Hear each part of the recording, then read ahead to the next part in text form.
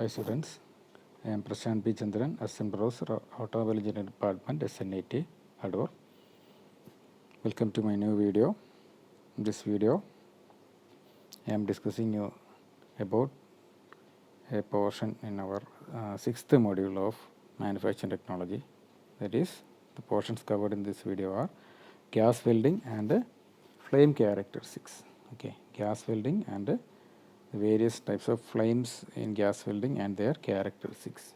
Okay, first, gas welding. Gas welding is a fusion welding process where the heat is derived from the combination of a fuel gas and oxygen mixture.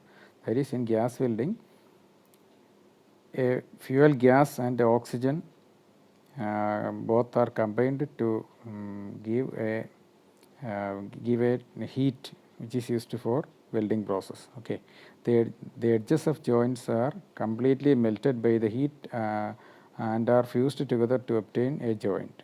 Okay, the welded metal's edges are completely melted and they are fused to obtain a joint. Suitable filler material are also added. Okay, the fuel gases used along with oxygen are acetylene, propane, hydrogen and natural gas. That is, the fuel gas mostly used are acetylene, propane, hydrogen and natural gas. Along with this fuel gases, oxygen is also used. Okay, among these, acetylene is the most popular and the process is called oxyacetylene welding. Acetylene is mostly used for this gas welding process, and the type of welding in which acetylene and oxygen is used is called as oxyacetylene welding. And the maximum temperature developed by the oxyacetylene flame is 3200 degrees centigrade, and this temperature is sufficient to melt most of the metals and alloys used. Okay, the gas welding process does not require any external force to be applied for the welded joint to be formed. That is, there is no external force required for gas welding. Okay, this is a brief idea about what is gas welding. Then flame characteristics. In oxyacetylene flame is the most important tool. Okay, certain amount of oxygen is required for the combination to take place. When the supply of oxygen varies, appearance and the characteristics of flame also varies.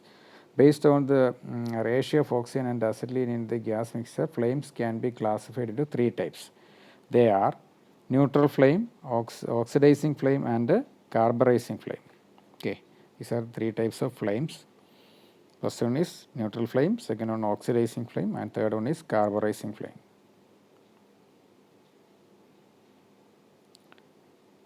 Then first one, neutral flame. For the complete combustion, approximately equal quantity of oxygen and acetylene are mixed in the welding torch and burned at the torch tip. This flame is called a neutral flame and it produces a maximum temperature up to 3200 degrees centigrade. That is, the maximum temperature a neutral flame can occur is 3200 degrees centigrade. The neutral flame has a small light blue inner core near to the torch tip and an outer envelope of dark blue color surrounding the inner core. Okay, you can clearly see that in the diagram, but the colors you cannot see because it is a black and white diagram. In a neutral flame, the oxyacetylene is completely burnt, and this is the most desirable flame in oxyacetylene welding. Okay, that is about neutral flame. Second one is oxidizing flame. When oxygen is applied in excess of acetylene, the flame is called oxidizing flame. That is, if oxygen is supplied in a quantity greater than that of this acetylene, then the flame is called oxidizing flame. The appearance is similar to a neutral flame with a smaller inner core of dark blue color and more pointed than a neutral flame. The outer flame envelope is much shorter and not sharper like neutral flame, but it is much hotter and the temperature is up to 3300 degrees centigrade. That is, an oxyacetylene flame can occur a maximum temperature of 3300 degrees centigrade. Okay. Then a third one is carburising flame. If the volume of oxygen can be reduced and the mixture will become rich in acetylene, that is, if acetylene quantity is more than that of oxygen, then a carburising flame will occur. The resulting flame will be a carburising or reducing nature.